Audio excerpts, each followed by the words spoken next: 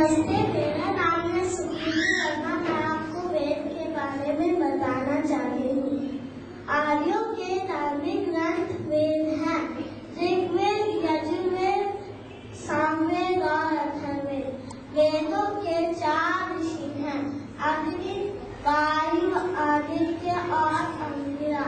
वेदों के 4 विषय हैं, ज्ञान, कर्म, उपासना और विज्ञान। वेदों के 4 उपवेद हैं, धनुर्वेद, गंधर्ववेद, अर्थवेद और आयुर्वेद।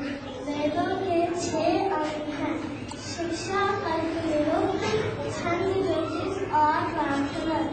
ओम भूर्भुवः स्वः तत्सवितुर्वरेण्यं भर्गो देवस्य धीमहि धियो यो नः प्रचोदयात्। ओम विश्वानि देव सवितरः कुर्यामि पराशुरः यद्भद्रं तन्मयासुरः। ओम हिरण्यगर्भः समवर्तताते भूतस्य जातः पतिरेकराशि सदाधार पृथिवीरां देवं तस्मै देवाय हविषामि देवः।